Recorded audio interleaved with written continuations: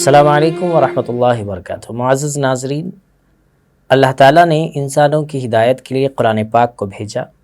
اور نبی کریم صلی اللہ علیہ وسلم کے ذریعے سے اس کو امت کے اندر سمجھایا کہ تمہیں دنیا کیسے گزارنی ہے اور آخرت کیسے۔ آپ صلی اللہ علیہ وسلم نے اس کی تعلیم دی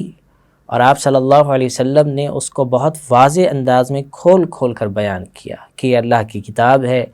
اللہ نے ہدایت کے لیے بھیجی ہے اور ہم سب کی نجات اس کتاب کو ماننے میں ہے، اس کتاب کے احکامات پر عمل کرنے میں ہے۔ حضرت عقبہ بن عامر رضی اللہ تعالیٰ عنہ کہتے ہیں کہ ایک مرتبہ ہم صفہ جو مقام تھا، جو مدرسہ تھا مسجد نبوی کا چبوترا، اس پر ہم بیٹھے ہوئے تھے۔ آپ صلی اللہ علیہ وسلم تشریف لائے اور آپ صلی اللہ علیہ وسلم نے فرمایا کہ تم میں سے کون شخص یہ پسند کرے گا کہ وہ بازار بطحان یا بازار عقیق جا کر کسی کو تکلیف دیے بغیر عمدہ اونٹنیاں خرید کر لائے۔ یہ آپ صلی اللہ علیہ وسلم نے اس موقع پر سوال کے طور پر یہ بات فرمائی، تو صحابہ اکرام رضوان اللہ تعالی علیہم اجمعین نے اس موقع پر جواب دیا کہ یا رسول اللہ صلی اللہ علیہ وسلم، یہ بات تو ہمیں سے ہر شخص پسند کرے گا۔ تو آپ صلی اللہ علیہ وسلم نے فرمایا کہ جس طریقے سے تم وہ چیزیں پسند کرتے ہو، ویسے اس سے زیادہ اہم چیز یہ ہے کہ جو شخص مسجد میں بیٹھ کر ایک آیت سیکھے گا یا سکھائے گا تو وہ ایک اونٹ سے زیادہ افضل ہے، یعنی اونٹ کو خریدنے سے زیادہ افضل ہے۔ 2 آیت سیکھے گا یا سکھائے گا تو وہ 2 اونٹ سے زیادہ افضل ہے۔ اور پھر آپ صلی اللہ علیہ وسلم نے بتایا کہ 3 آیتوں کا سیکھنا سکھانا یہ 3 اونٹوں کے خریدنے سے زیادہ افضل ہے۔ دراصل حضور صلی اللہ علیہ وسلم نے مثال اس لیے دی تاکہ لوگوں کا ذہن مادی چیزوں سے معنوی چیزوں کی طرف آئے، یعنی دکھنے والی چیزوں کی اہمیت جو ہمارے ذہنوں میں ہوتی ہے اس سے آخرت کی طرف ان کو موڑنا تھا۔ اس لیے آپ صلی اللہ علیہ وسلم نے اس مثال کو بیان کیا، جبکہ قرآن اور اونٹ یا قرآن یا دنیا کی چیزوں کا کوئی تقابل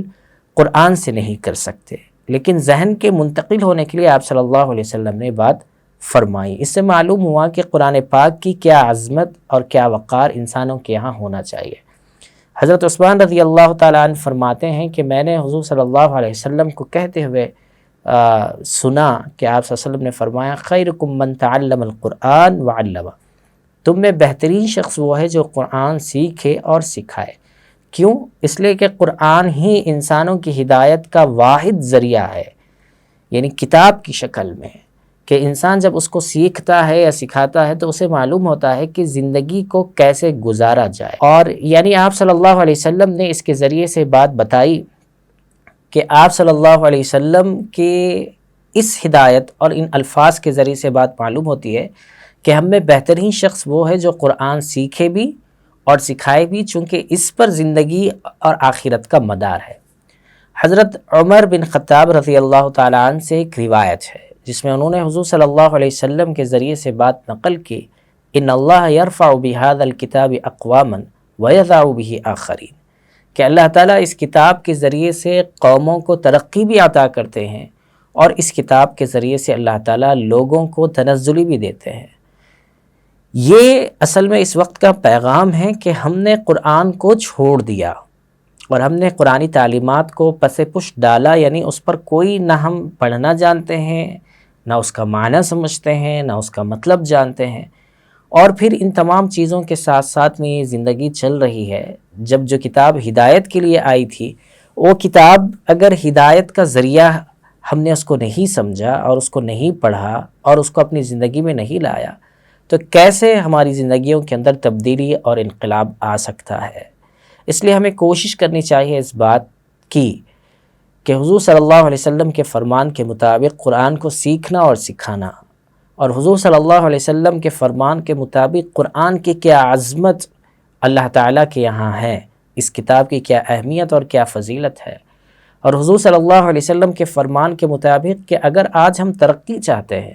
تو ایسی صورت میں قرآن پاک کے ذریعے ہی اور احادیث مبارکہ کے ذریعے ہی ہمیں ترقی مل سکتی ہے۔ اور اگر ہم نے اس کو چھوڑ دیا تو ظاہر سی بات ہے کہ ہم دنیا کی بہت ساری چیزیں حاصل کر لیں گے، لیکن ہمیں وہ کامیابی عطا نہیں ہوگی جو عطا ہونا چاہیے، وہ کامیابی نہیں ملے گی جو ملنی چاہیے۔ اس لیے رمضان کی آمد ہے، جو حضرات قرآن پڑھنا جانتے ہیں تو ان کو چاہیے کہ وہ قرآن پاک کے ترجمے کے ساتھ میں اس کو پڑھنا اس رمضان کا معمول بنائیں۔ جو حضرات صحیح طور پر پڑھنا نہیں جانتے ان کو چاہیے کہ وہ اپنی تجوید کو ابھی سے صحیح اور درست کر کے قرآن کو صحیح انداز میں پڑھنے والا بنے، اور جو حضرات پڑھنا بھی اچھا جانتے ہیں اور ترجمہ بھی اس کا سمجھتے ہیں اور آگے کی کچھ چیزیں اس میں سیکھنا چاہتے ہیں تو وہ مستند علماء کرام کی نگرانی میں اس کو سیکھنے کی کوشش کریں اور ان سے مشورہ کر کے آگے کی کتابیں پڑھنے کی کوشش کریں۔ اور اس کا صحیح عمل یہ ہے کہ ہم اس کی ہر بات کو اپنی زندگی میں لانے کی کوشش کریں۔ اللہ تعالیٰ سے دعا ہے کہ اللہ تعالیٰ کہنے اور سننے سے زیادہ ہمیں عمل کی توفیق نصیب فرمائے۔